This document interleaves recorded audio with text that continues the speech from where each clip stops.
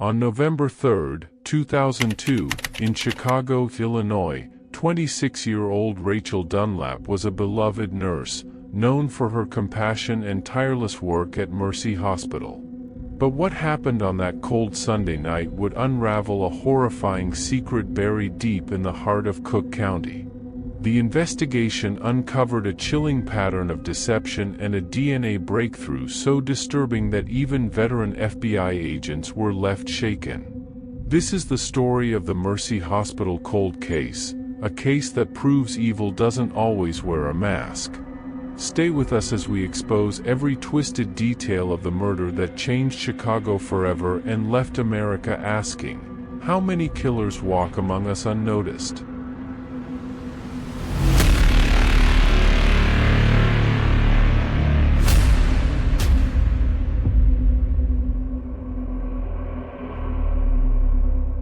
Rachel Dunlap wakes up every morning at 5:30 a.m. sharp. Her alarm clock buzzes softly in her modest one-bedroom apartment in the Bronzeville neighborhood of Chicago, Illinois. The early November air is crisp, and the city outside her window hums faintly with distant traffic and the occasional bark of a dog. She stretches, yawns, and walks barefoot across the cool hardwood floor to start her day. Her coffee maker sputters to life, filling the room with the comforting aroma of hazelnut roast. She pours herself a cup, adds a splash of almond milk, and settles into her kitchen nook to scroll through the morning headlines on her phone. At 26, Rachel is living what many would call the American dream. She's a pediatric nurse at Mercy Hospital, a position she earned after years of hard work and dedication. Her days are long, often emotionally draining, but she finds purpose in caring for children and comforting anxious parents. Her coworkers describe her as the calm in the storm, a woman who can soothe a crying toddler with a gentle touch and reassure a panicked mother with a few kind words. Rachel's apartment is small but cozy. The walls are painted a soft cream, adorned with framed photos of her family, friends, and a few of her favorite patients, drawings gifted by children she's helped through difficult recoveries. A string of fairy lights wraps around her window, casting a warm glow in the evenings. Her bookshelf is a mix of medical textbooks, romance novels, and cookbooks she rarely uses. A small succulent garden sits on her windowsill, thriving under her careful attention. Her family lives just 15 minutes away in Hyde Park. Her mother, Linda Dunlap, is a retired elementary school teacher known for her homemade peach cobbler and her fierce love for her children. Her father, Charles Dunlap, spent 30 years teaching high school history and now spends his days volunteering at the local library. Rachel's younger brother, Marcus, is a criminal justice major at the University of Illinois. He idolizes his sister, often calling her for advice on everything from study tips to relationship drama. Rachel is deeply rooted in her community. She volunteers at the Southside Food Pantry every Saturday, helping distribute groceries to families in need. On Sundays, she attends service at Trinity United Church of Christ, where she sings in the choir and helps organize youth outreach programs. Her friends describe her as the glue, the one who remembers birthdays, organizes group dinners, and always shows up when someone needs her. Her best friend, Tasha Green, is also a nurse at Mercy. They met during orientation and quickly became inseparable. Tasha is bold, outspoken, and fiercely loyal. She often jokes that Rachel is too nice for her own good, but she admires her friend's quiet strength. They share everything: work stories, dating woes, and dreams of opening a pediatric clinic together someday. Rachel's daily routine is predictable, almost comforting in its consistency. She wakes early, drinks her coffee, showers, and dresses in her navy blue scrubs. She packs her lunch, usually a turkey sandwich, apple slices, and a granola bar, and texts Tasha, "See you at 7. Long shift ahead." She grabs her keys, locks her door, and walks to her silver Honda Civic parked beneath a flickering street lamp. The streets of Chicago are just beginning to stir. Buses rumble past, commuters shuffle toward train stations, and the city breathes its familiar rhythm. Rachel drives down 63rd Street, the radio playing soft jazz, her mind already on the patients she'll see today. She doesn't notice the dark sedan parked across the street. She doesn't see the man watching her from behind tinted windows. She doesn't know that this day will be her last normal day. At Mercy Hospital, Rachel greets the front desk staff with a warm smile, clocks in, and begins her rounds.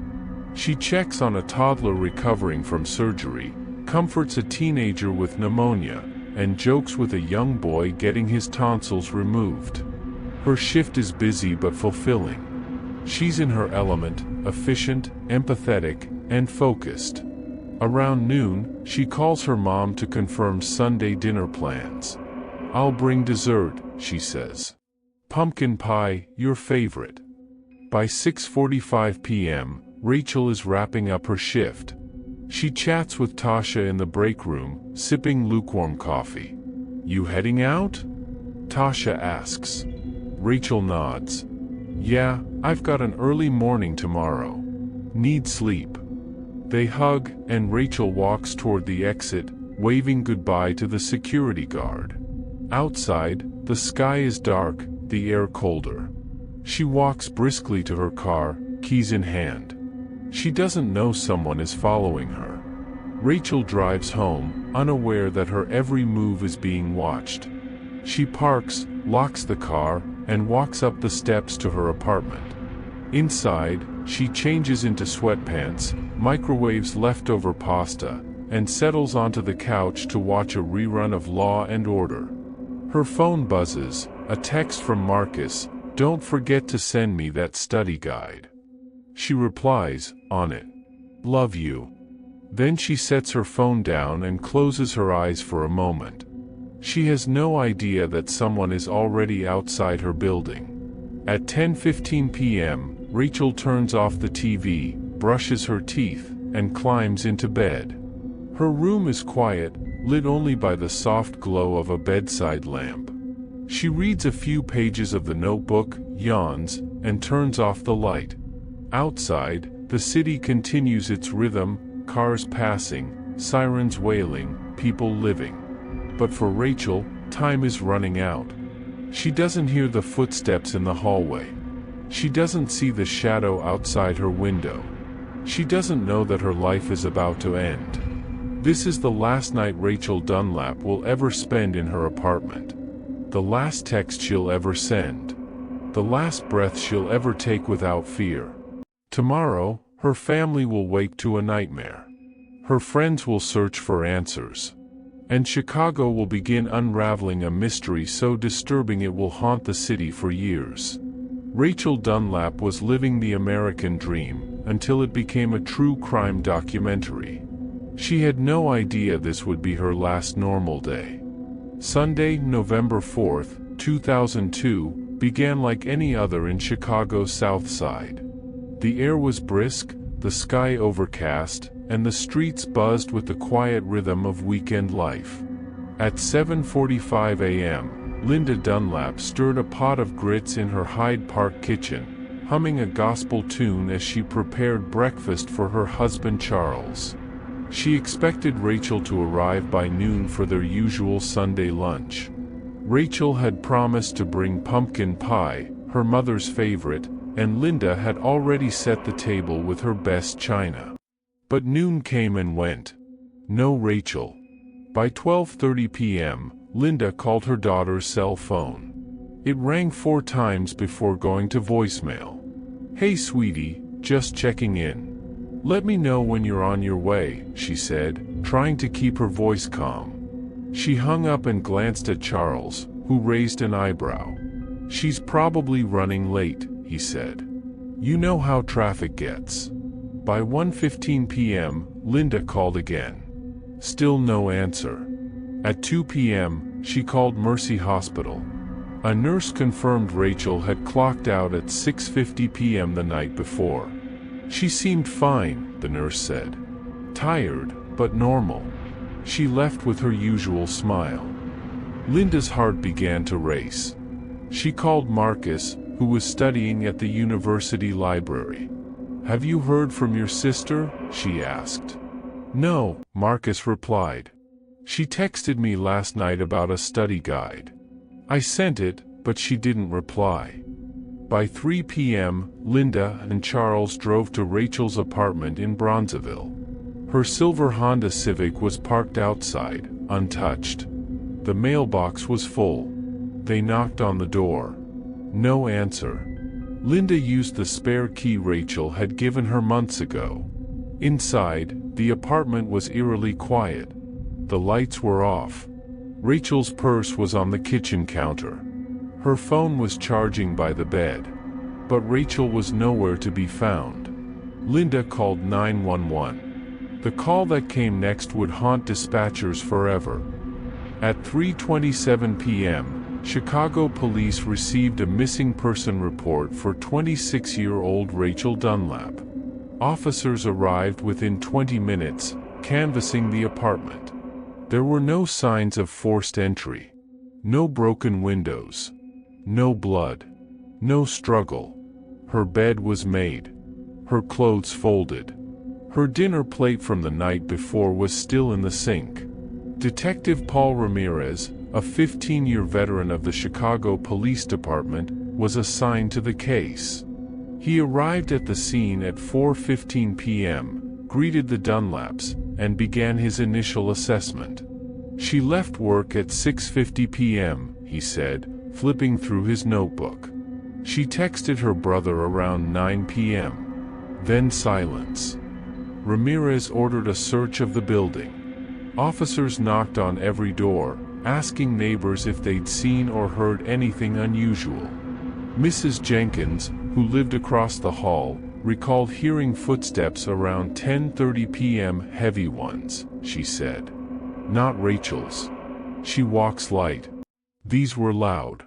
Like boots. Another neighbor, Jamal Turner, said he saw a dark sedan parked outside the building around 11 p.m., didn't recognize it, he said. It was idling for a while. Then it drove off fast. Ramirez requested security footage from nearby businesses. A liquor store 2 blocks away had a camera facing the street. At 10:47 p.m., it captured a silver Honda Civic driving past, followed closely by a dark sedan. The timestamp matched Rachel's last known movements. But what the security camera captured next will shock you. At 10:52 p.m., the same camera showed the sedan returning alone. It parked for 12 minutes. Then drove off again. The license plate was partially visible. Ramirez sent the footage to the lab for enhancement. Meanwhile, the Dunlap family was unraveling. Linda sat on Rachel's couch, clutching her daughter's sweater. Charles paced the hallway, fists clenched. Marcus arrived at 5:30 p.m., eyes red, voice trembling. She wouldn't just leave, he said. She's not like that. By 6 p.m., the case was officially classified as a high-priority missing person. Ramirez ordered a full canvass of the neighborhood. Flyers were printed. Volunteers gathered. Tasha Green, Rachel's best friend, arrived in tears. She texted me last night, she said. Said she was tired. Said she'd see me Monday. Ramirez interviewed Tasha in detail. Did Rachel mention anything unusual? He asked. Tasha hesitated. She said someone had been watching her, she whispered. A man in a dark car. She thought it was nothing. Just paranoia. That detail changed everything. Ramirez pulled Rachel's phone records. The last outgoing message was to Marcus at 9:03 p.m. But there was an unsent draft saved at 10:12 p.m. It read, I think someone's outside. Watching. Not sure. Locking doors. The message was never sent. Ramirez ordered a forensic sweep of the apartment. Technicians dusted for prints, scanned for DNA, and examined the windows and doors. On the back windowsill, they found a partial shoe print. Size 11. Male. The window had been unlocked. The evidence that would crack this case was hiding in her own home. By 9 p.m., the search expanded. Officers combed nearby alleys, dumpsters, and abandoned buildings. A K-9 unit was deployed. Helicopters scanned the area. But Rachel was gone. The next morning, November 5th, the media picked up the story. "Young nurse vanishes in Bronzeville," read the Chicago Tribune headline. Local news aired footage of the Dunlap family pleading for help. "If anyone saw anything," Linda said, voice breaking, "please come forward." Tips began to trickle in. A jogger reported seeing a dark sedan near Washington Park around 11:30 p.m. A homeless man claimed he heard a woman scream near the viaduct on 59th Street. Ramirez followed every lead. At 2:15 p.m., a breakthrough came. A sanitation worker named Carl Jenkins called the tip line. He'd found a torn piece of fabric near the alley behind Mercy Hospital. It was navy blue. Scrub material. Ramirez rushed to the scene. The alley was narrow, littered with trash. Behind a dumpster, they found more fabric. A broken necklace. And blood. DNA confirmed it was Rachel's. The alley was sealed. Forensics collected samples. A trail of blood led to a storm drain. Inside, they found Rachel's hospital ID badge. Her name smeared with dirt. Her photo scratched. The case was no longer a missing person. It was a murder investigation. Ramirez called the FBI. The case now involved potential abduction and homicide. Agents arrived within hours, coordinating with local police. The dark sedan became the focus. The enhanced footage revealed a partial plate, 7KX something. DMV records narrowed it down to 14 vehicles in Cook County. One belonged to a man named Darren Holt. Holt, 38, had a record: assault, stalking, trespassing. He lived in Englewood, just 6 miles from Rachel's apartment. Ramirez pulled his file. Holt had once been a patient at Mercy Hospital. Treated for a broken wrist in 2001. Rachel had been his nurse. The connection was chilling. Ramirez ordered surveillance. Holt's home was watched. His movements tracked. A warrant was prepared. But they needed more. The next day, November 6th, Holt's car was found parked outside a gas station. Officers approached. Inside, they found a receipt from November 4th, 10:55 p.m. The time matched the camera footage. The location was 2 blocks from Rachel's apartment. Ramirez had enough. On November 7th, Holt was brought in for questioning. What he said next would make seasoned detectives sick. The morning of November 7th, 2002, began with a grim silence inside the Chicago Police Department's Homicide Division. Detective Paul Ramirez sat at his desk, reviewing the preliminary findings from the forensic sweep of Rachel Dunlap's apartment. The partial shoe print on the windowsill, the unsent text message saved in her phone, and the blood-stained scrub fabric found in the alley behind Mercy Hospital had shifted the case from a missing person to a full-blown murder investigation. Ramirez was no stranger to violent crime. He'd worked cases from Englewood to Uptown, seen bodies dumped in alleys and families torn apart by senseless violence. But something about Rachel's case felt different. It wasn't just the brutality, it was the silence. No screams reported. No signs of forced entry. No witnesses who saw her being taken. It was as if she had vanished into thin air, leaving behind only fragments of fear. The first step was to re-interview everyone close to Rachel. Ramirez and his partner, Detective Carla Monroe, began with her family. Linda and Charles Dunlap sat in their living room, clutching mugs of untouched coffee. Their eyes were hollow, their voices strained. "She was supposed to bring pie," Linda whispered. "She never misses Sunday dinner." Charles added, "She's careful. She locks her doors. She doesn't take risks." Ramirez nodded, jotting notes. "Did she mention anyone bothering her? Any unusual behavior?" Linda hesitated. "She said someone was watching her. A car. Dark. Parked outside her building." Ramirez circled that detail. "Did she describe the driver?" "No," Linda replied. "She thought maybe she was imagining it." Next, they spoke with Marcus, Rachel's younger brother. He was visibly shaken, his hands trembling as he recounted their last text exchange. "She said she'd send me a study guide," he said. "I replied, but she didn't answer. That's not like her." Ramirez asked, "Did she ever mention someone named Darren Holt?"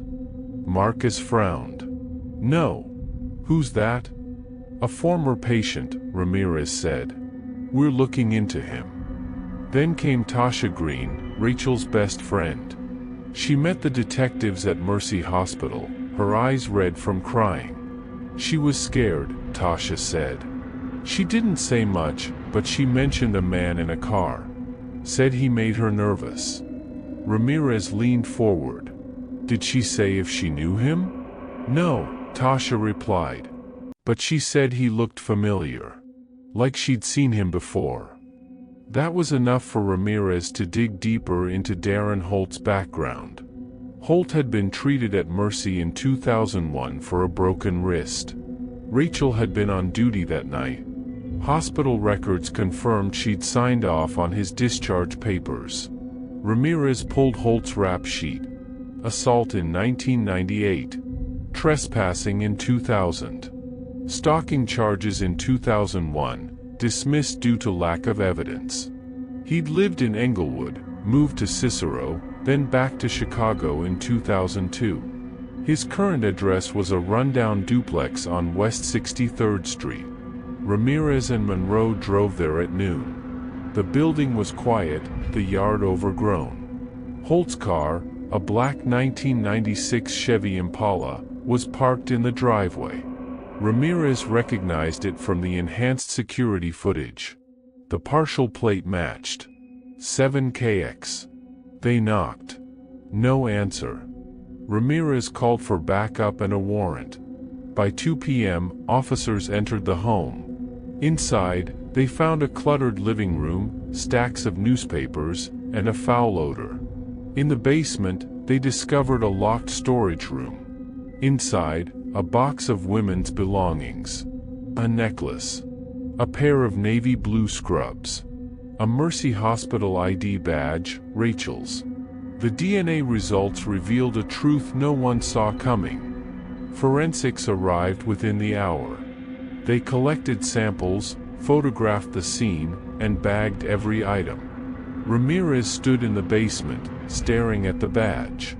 Rachel's face smiled back at him from the laminated card, now smeared with grime. "This is no longer circumstantial," he said.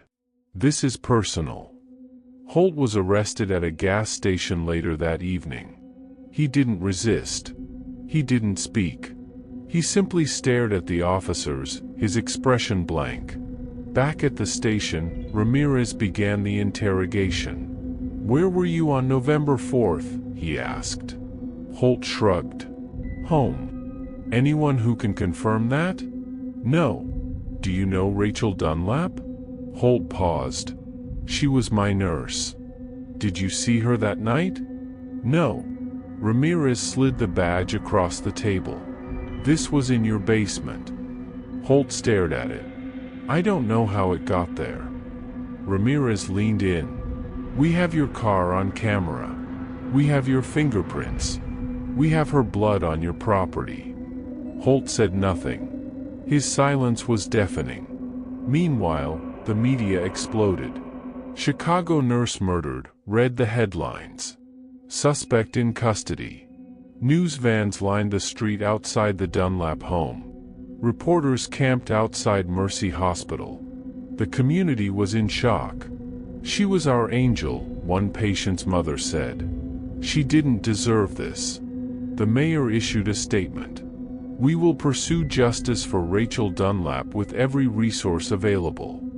But inside the police department, frustration mounted. Holt refused to confess. His lawyer claimed the evidence was circumstantial. The defense argued the badge could have been planted. The blood could have been transferred. The car could have been driven by someone else. Ramirez knew they needed more. He ordered a full forensic analysis of Holt's Impala. Technicians found fibers matching Rachel's clothing, a strand of her hair, and in the trunk, traces of blood. DNA confirmed it was hers. Still, Holt remained silent. Ramirez turned to digital forensics. Rachel's phone had been recovered from her apartment. Technicians extracted deleted messages, location data, and app history. At 10:12 p.m. on November 4th, her phone had pinged a tower near Holt's home. At 10:47 p.m., it went dark. The timeline matched. Ramirez built a timeline board in the squad room. Photos, maps, evidence, witness statements. It was a mosaic of horror. But one piece was missing. How did he get in? Monroe asked. Ramirez stared at the board.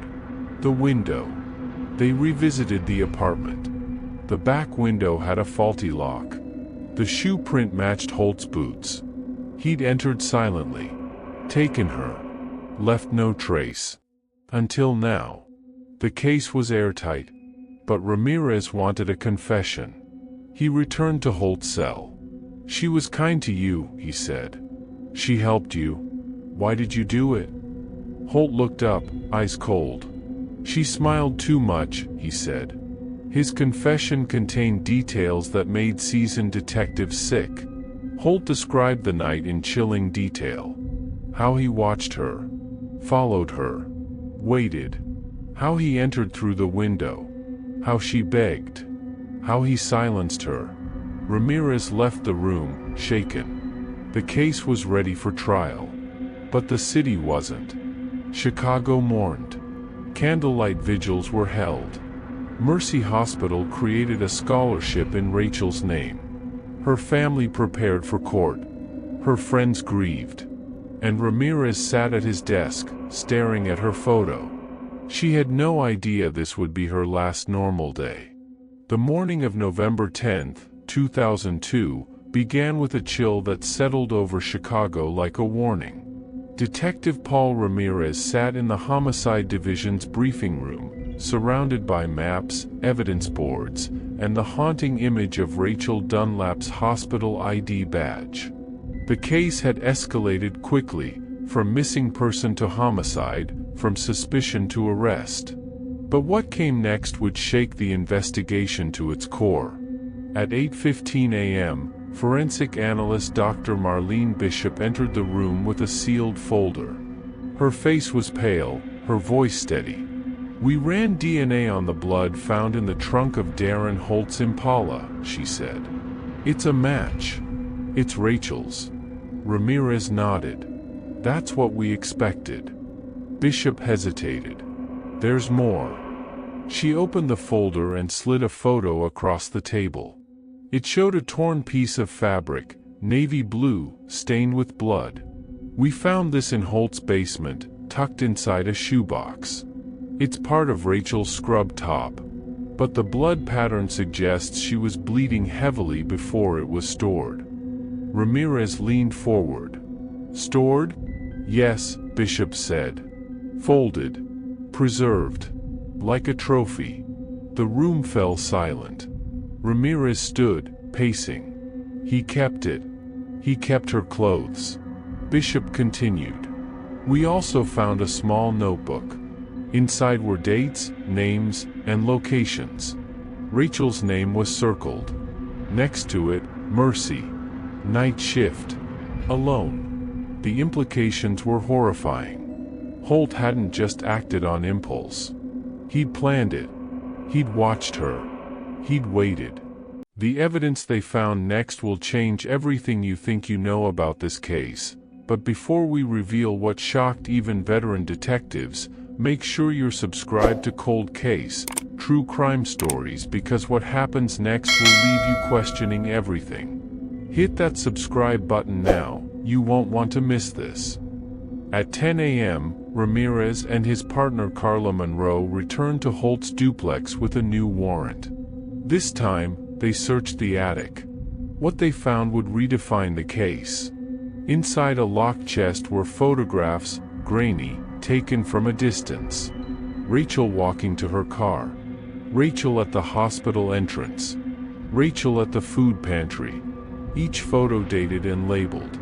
There were others too, women Ramirez didn't recognize. Different neighborhoods. Different hospitals. Monroe whispered, "This isn't just about Rachel." Ramirez nodded. "This is bigger." They collected everything. The photos. The notebook. A VHS tape labeled Mercy 10 of 4. Back at the station, they played the tape. It showed Rachel leaving the hospital, walking to her car. The footage was shaky, filmed from a distance. At the end, a voice whispered, "Soon." Ramirez felt his stomach turn. They contacted the FBI. Special Agent Dana Whitmore arrived from the Chicago field office. She'd worked serial cases before, killers who left trails, patterns, signatures. She reviewed the evidence, the photos, the notebook. "This isn't a one-time event," she said. "This is ritualistic. He stalks. He documents. He collects." Ramirez asked, "How many victims?" Whitmore replied, "We don't know yet." The media caught wind of the discovery. Rachel Dunlap case expands, read the Chicago Tribune. Possible serial killer in custody. News vans lined the street outside the police station. Reporters demanded answers. The community was stunned. At Mercy Hospital, staff gathered in the break room, watching the news in silence. Tasha Green, Rachel's best friend, sat with her hands clasped, tears streaming down her face. "She told me she felt watched," Tasha said. "I didn't think it was real. I thought she was just tired." The hospital created a memorial wall for Rachel. Patients left flowers. Nurses lit candles. Her photo hung beside a plaque, in memory of Rachel Dunlap. A healer. A friend. A light extinguished too soon. Meanwhile, Ramirez focused on building the case. They re-interviewed Holt. He remained silent. They searched his digital footprint. His computer revealed searches for "How to Hide a Body," Mercy Hospital schedule, and Chicago storm drains. His browser history included forums on stalking, surveillance, and evasion. Ramirez called in behavioral analyst Dr. Leonard Price. Price reviewed Holt's background, his childhood, his criminal record, his psychiatric evaluations. "He's methodical," Price said. "He doesn't kill out of rage. He kills out of control. He needs to dominate. To erase." Ramirez asked, "Why Rachel?" Price replied, "She was kind. She saw him. That threatened him." The team compiled a timeline. October 4th, Holt films Rachel leaving Mercy. October 10th, he follows her to the food pantry. October 18th, he parks outside her apartment. November 4th, he enters through the window. November 5th, Rachel is gone. The evidence was overwhelming. But Ramirez wanted confirmation. They ran DNA on the hair found in Holt's trunk. It matched Rachel. They analyzed the fingerprints on the VHS tape. Holt's. They examined the notebook ink. It matched pens found in Holt's home. Still, Holt said nothing. Ramirez turned to the community. He held a press conference. "We believe Darren Holt is responsible for the murder of Rachel Dunlap," he said. "We also believe he may be connected to other cases. If you have any information, please come forward." Tips flooded in. A woman named Denise Carter called. Her sister, Angela, had vanished in 1999. She'd worked at a hospital in Cicero. She'd complained about a man watching her. Her case was never solved. Another caller, a retired nurse, said she remembered Holt. "He was strange," she said. "He asked too many questions.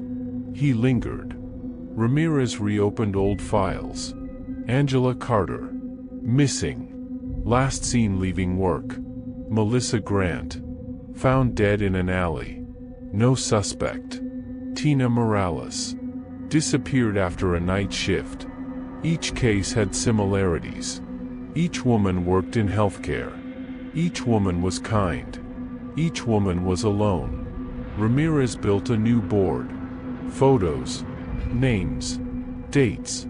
Holt's face in the center. The FBI launched a task force. They called it Operation Mercy. The community rallied. Vigils were held. Murals painted. Rachel's story became a symbol. A warning. A call for justice. And Holt sat in his cell, silent. But the evidence spoke for him. The blood. The photos. The tape. The notebook. The DNA. It was enough. Ramirez prepared the file. He handed it to the district attorney. "This is it," he said. "This is the case." The DA nodded. "We're going to trial." The arrest of Darren Holt had sent shockwaves through Chicago, but for investigators, the real horror was only beginning to unfold.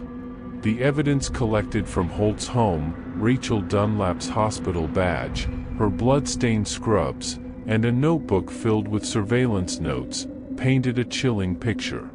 But what disturbed detectives most wasn't just what Holt had done. It was how he had lived. Detective Paul Ramirez sat in his office, staring at Holt's psychological profile. The FBI's Behavioral Analysis Unit had compiled a dossier that read like a horror novel. Holt, 38, had no stable employment, no close relationships, and a history of violent outbursts. He'd moved frequently, often staying in rundown rentals across Cook County. His criminal record included assault, trespassing, and stalking, charges that had been dismissed or pled down over the years. But beneath the surface, Holt had been building something far more sinister. "He's not impulsive," said Special Agent Dana Whitmore, reviewing the file. "He's calculated. He studies his victims. He waits. He collects." Whitmore had worked serial cases in Detroit and Atlanta. She recognized the signs: ritualistic behavior, trophies, surveillance. Holt wasn't just a murderer. He was a predator. Ramirez asked, "Why nurses?" Whitmore replied, "They're caregivers.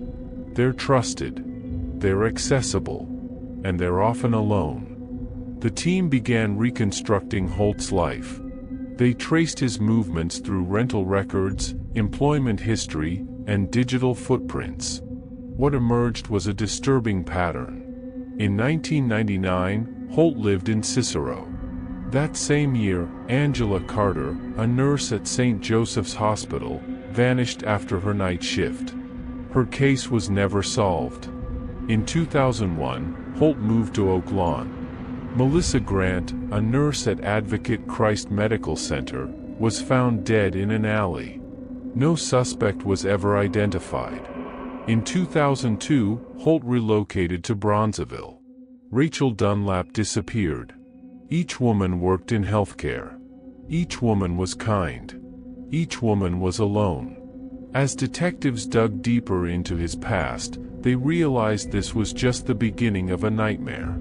Ramirez ordered DNA testing on evidence from the cold cases. The results were staggering. A hair found on Angela Carter's jacket matched Holt. Fibers from Melissa Grant's clothing matched carpet samples from Holt's previous residence.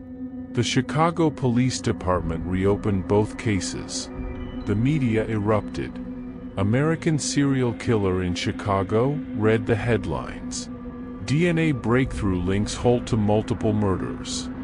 News outlets from Los Angeles to Boston picked up the story. True crime podcasts dissected every detail. Social media exploded with theories, outrage, and support for the victims' families. But inside the station, the mood was grim. Ramirez met with Rachel's parents, Linda and Charles Dunlap. He explained the new findings, the connections, the scope of Holt's crimes. Linda wept. "He didn't just take Rachel," she said. "He took others. He walked free while we suffered." Charles added, "He lived among us. And no one knew." The FBI launched a full-scale investigation. They searched Holt's digital devices, uncovering encrypted folders filled with photos, notes, and maps. One folder was labeled Mercy.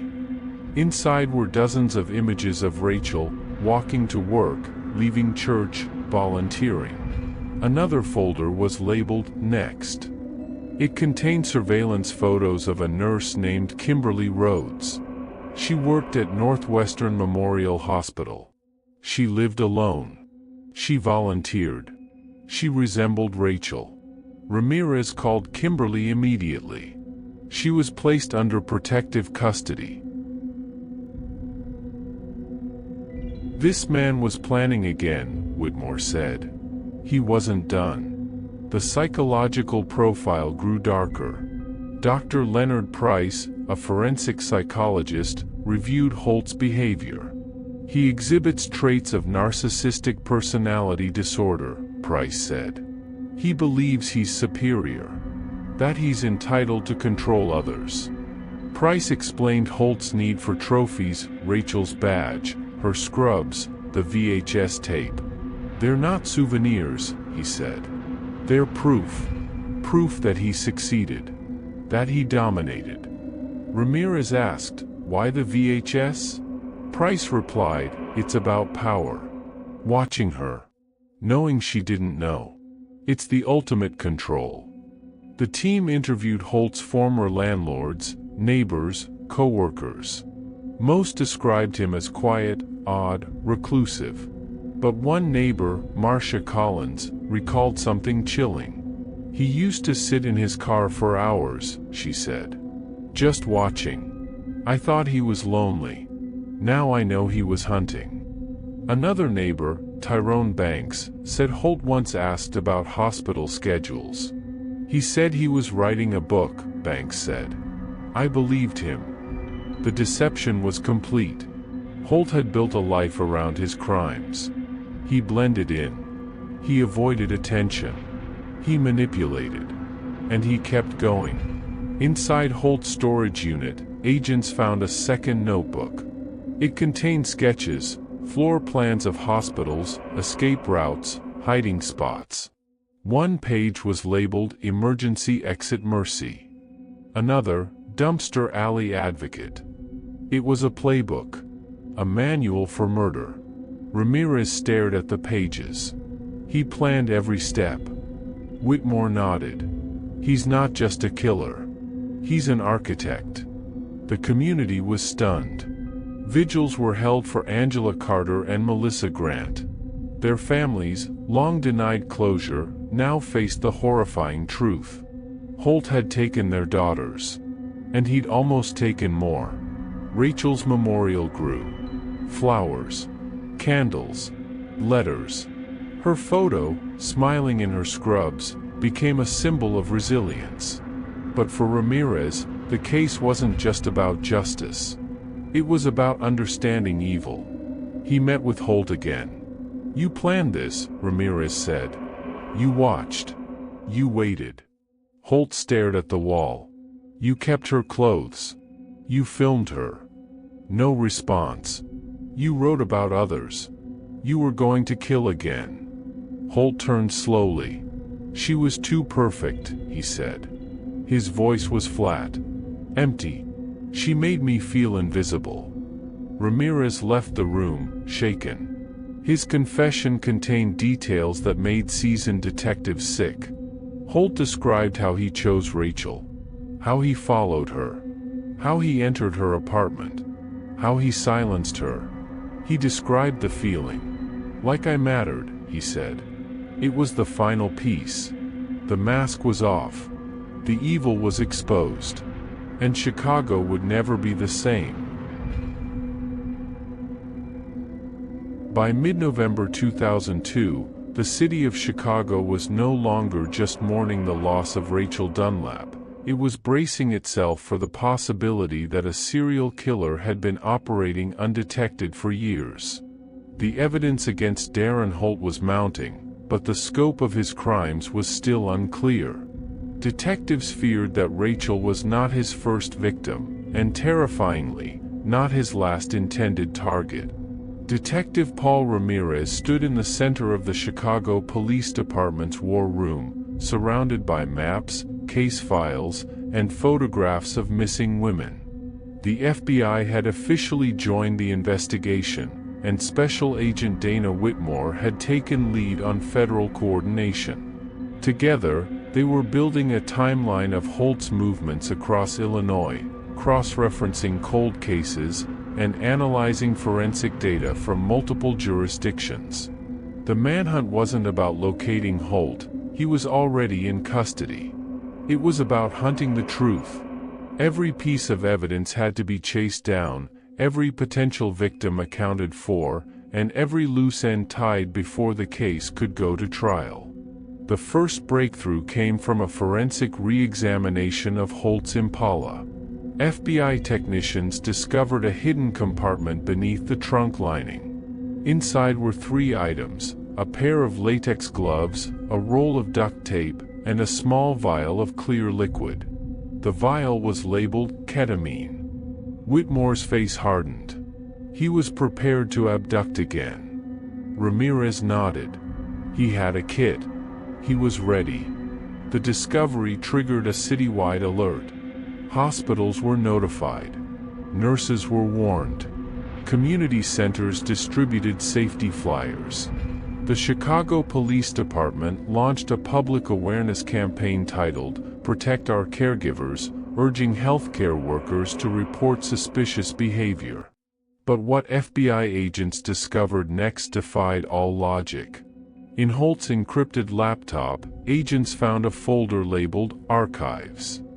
Inside were dozens of scanned newspaper clippings, articles about missing women, unsolved murders, and hospital incidents dating back to 1997. Each file was annotated with Holt's own notes: too messy, no follow-up, perfect execution. It was a serial killer's journal. Whitmore called in the Behavioral Analysis Unit from Quantico. They reviewed Holt's writings and concluded that he had likely committed at least 5 murders, possibly more. His victims were chosen based on routine, vulnerability, and perceived kindness. He stalked them for weeks, sometimes months, before making his move. "He's not just a killer," said Dr. Leonard Price, the FBI's lead profiler. "He's a strategist. He studies patterns. He exploits empathy." The manhunt expanded beyond Chicago. Ramirez and Whitmore contacted law enforcement agencies in Detroit, Milwaukee, and Indianapolis, cities where Holt had briefly lived. They requested DNA comparisons, fingerprint matches, and case file access. The goal was simple: find every victim Holt had left behind. Meanwhile, the public was growing restless. News stations aired nightly updates. Talk shows debated the failures of the justice system. True crime forums lit up with speculation. Was Holt responsible for the 1999 disappearance of Angela Carter? Did he kill Melissa Grant in 2001? Were there victims no one had even discovered yet? The pressure was mounting. Ramirez returned to the files. He focused on Angela Carter's case. She had vanished after a night shift at St. Joseph's Hospital in Cicero. Her car was found abandoned 2 blocks away. No signs of struggle. No witnesses. No suspects. But now, Holt's rental history placed him in Cicero at the time. Ramirez ordered a ground search of the area surrounding Holt's old residence. Cadaver dogs were deployed. After 2 days, they hit on a patch of disturbed soil behind an abandoned warehouse. The excavation revealed human remains. Dental records confirmed it was Angela Carter. The discovery sent shockwaves through the city. Holt was no longer just a suspect, he was a confirmed serial killer. The media dubbed him the caregiver killer, a name that would haunt headlines for months. But the manhunt wasn't over. Ramirez turned his attention to Melissa Grant.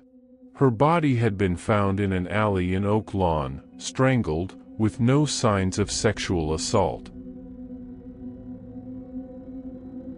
At the time, police had ruled it a robbery gone wrong. But Holt had lived just 3 blocks away. Forensic analysts re-examined the evidence. A partial fingerprint on Melissa's necklace matched Holt. DNA under her fingernails matched Holt. Carpet fibers on her clothing matched Holt's old apartment. It was another confirmed kill. Whitmore briefed the press. "We now have forensic confirmation linking Darren Holt to 3 murders. We believe there may be more.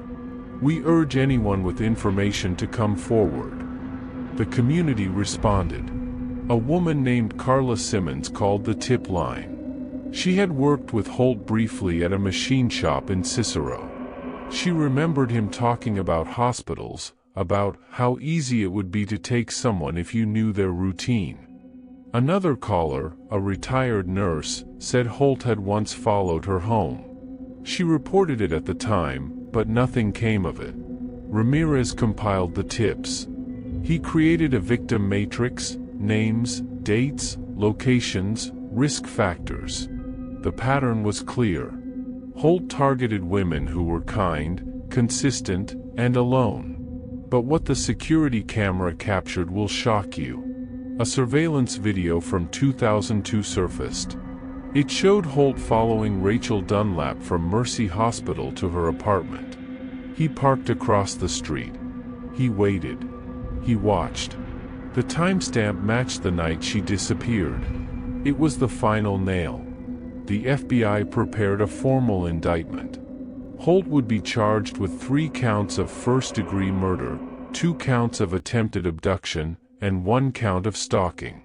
More charges were expected as the investigation continued. But the manhunt had done more than build a case. It had exposed a system failure. Holt had slipped through the cracks for years. His stalking charges were dismissed. His assault cases were pled down. His behavior was ignored. Now, the city was paying the price. Ramirez met with the mayor. He proposed a new initiative, the Dunlap Protocol.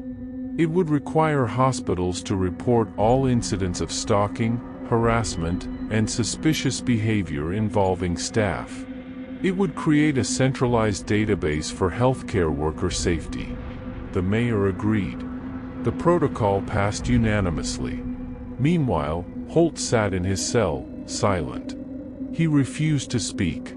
He refused to cooperate. But the evidence spoke for him. The DNA. The fingerprints. The surveillance. The bodies. It was enough. The manhunt was over. But the trial was just beginning. The arrest of Darren Holt had stunned Chicago, but the moment investigators truly came face to face with evil wasn't in the back of a squad car, it was in the interrogation room, under the harsh fluorescent lights, with a man who had spent years hiding in plain sight. The evidence was overwhelming. The DNA matched. The surveillance footage was damning. The confession was chilling. But the confrontation, the moment Holt was forced to look into the eyes of those he had shattered, would be the climax of a case that had haunted the city for months. It was November 20th, 2002. The city was cold, gray, and tense.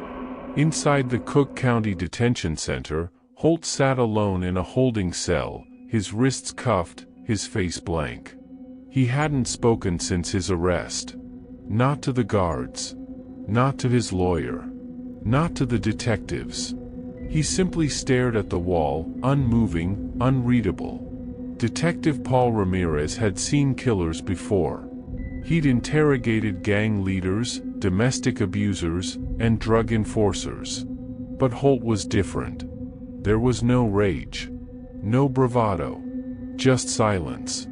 And behind that silence, Ramirez knew, was something far more dangerous: calculated detachment.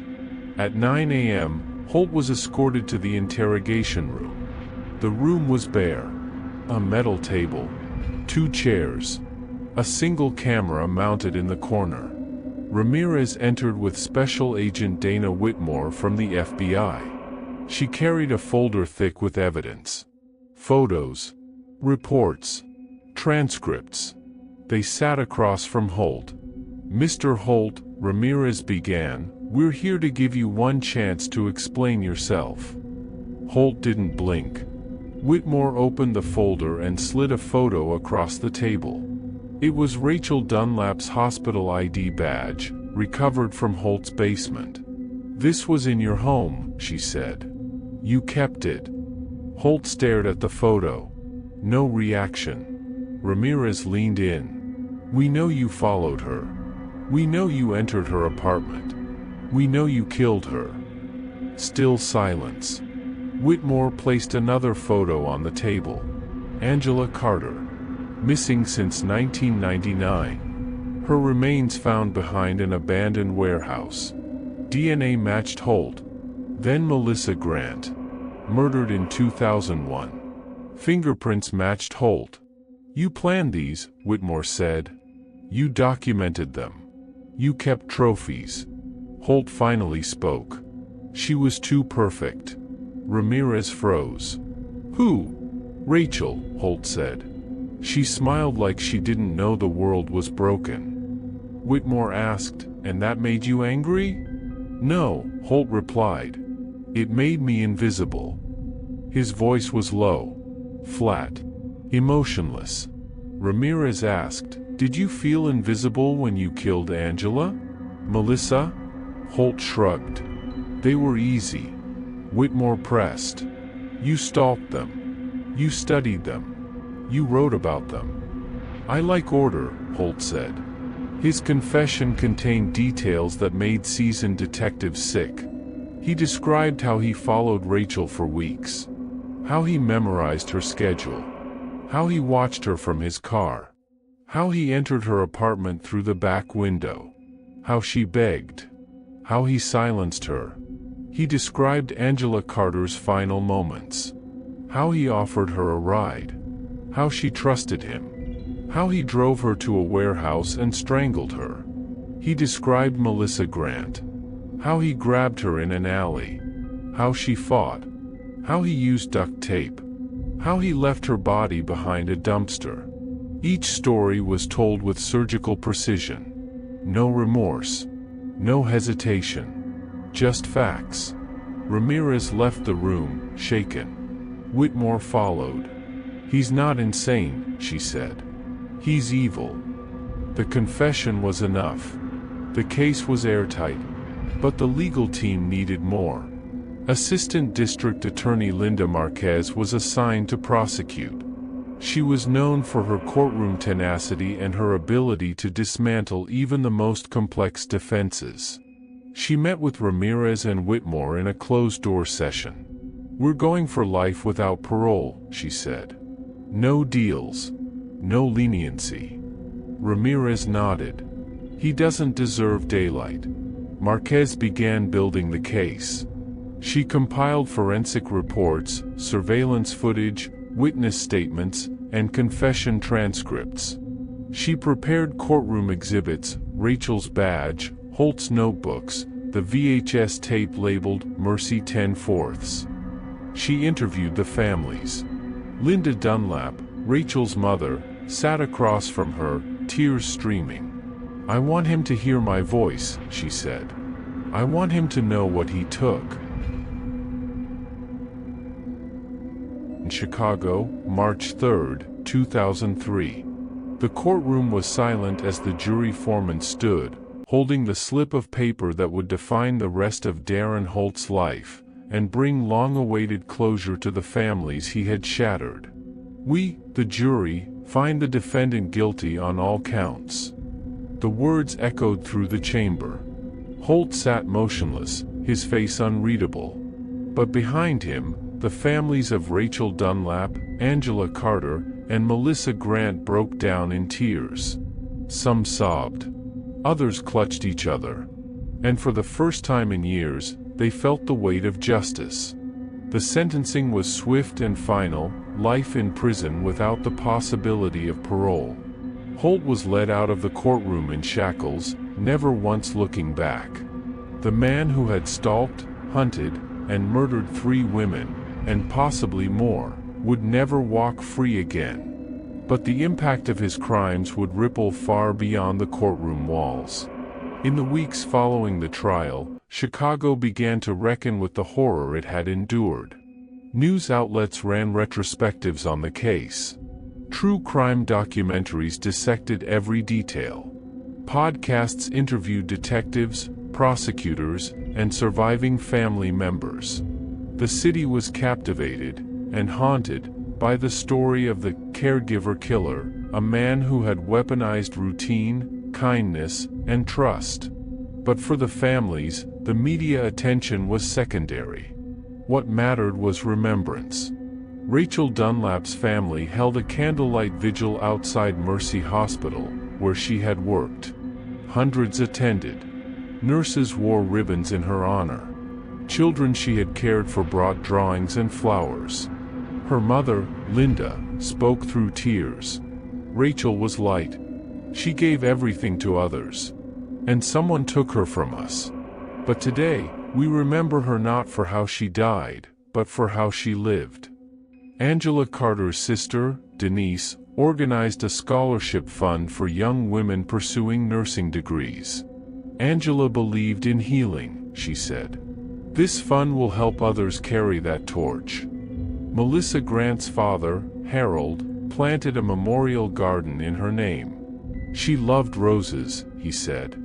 Now they bloom where she once walked. Across Chicago, the case sparked change. Hospitals implemented new safety protocols. Staff were trained to recognize signs of stalking and harassment, requiring mandatory reporting of threats against healthcare workers. It was a direct result of Detective Ramirez's advocacy and Rachel's legacy. Law enforcement agencies also evolved. The FBI expanded its behavioral analysis unit in the Midwest, dedicating resources to cold cases involving healthcare professionals. The Chicago Police Department launched a task force focused on pattern-based crimes, using Holt's methods as a blueprint for prevention. But the emotional toll was harder to quantify. Detective Paul Ramirez, who had led the investigation from the beginning, took a leave of absence after the trial. He had stared into the abyss, and it had stared back. In an interview months later, he said, "I've seen evil before." But Holt was different. He didn't kill out of rage. He killed out of calculation. And that's what makes him terrifying. Special Agent Dana Whitmore returned to Quantico, where she now trains new agents in forensic psychology. She uses the Holt case as a teaching tool. It's not just about evidence, she tells recruits. It's about understanding the mind behind the crime. The case also changed the way Chicago viewed its own neighborhoods. Holt had lived among them, quietly, invisibly. He had shopped at their stores, walked their streets, nodded politely to neighbors. And yet, behind closed doors, he had plotted murder. It was a chilling reminder that evil doesn't always wear a mask. Sometimes, it smiles. Sometimes, it blends in. Sometimes, it lives next door. The true crime community embraced the case as one of the most disturbing and instructive in recent history. YouTube channels produced multi-part documentaries. Reddit threads analyzed Holt's psychological profile. TikTok creators shared timelines and theories. The hashtag Justice for Rachel trended for weeks. But for the families, the digital noise was background. They had lived the nightmare. They had buried their daughters. They had faced evil and survived. In the final moments of the trial, as the judge read Holt's sentence, Linda Dunlap stood and addressed the court. Her voice was steady. Her words were unforgettable. "You tried to erase her," she said. "But you failed. Rachel lives in every nurse who walks into a hospital. In every child who feels safe. In every person who chooses kindness over cruelty. You are forgotten. But she is forever." The courtroom fell silent. Even Holt looked away. Outside, the rain had stopped. The city was quiet. But something had changed. Chicago had faced its darkest chapter, and emerged stronger. The case of Rachel Dunlap, Angela Carter, and Melissa Grant would be studied for years. It would be taught in law schools, analyzed in criminology courses, and remembered by every detective who ever chased a ghost. But more than anything, it would serve as a reminder that justice, though delayed, is never denied. That evil, though hidden, is never safe. And that the light of one life can illuminate the darkest corners of a city. Thank you for joining us in seeking justice for Rachel Dunlap in this 2002 Chicago murder investigation that shook America. If this story moved you and you believe every American victim deserves their truth told, subscribe to Cold Case, True Crime Stories for more cases that demand justice. What shocked you most about how evil can hide in plain sight? Share your thoughts below. See you in our next investigation, where we'll continue exposing the dark secrets hidden in America's heartland.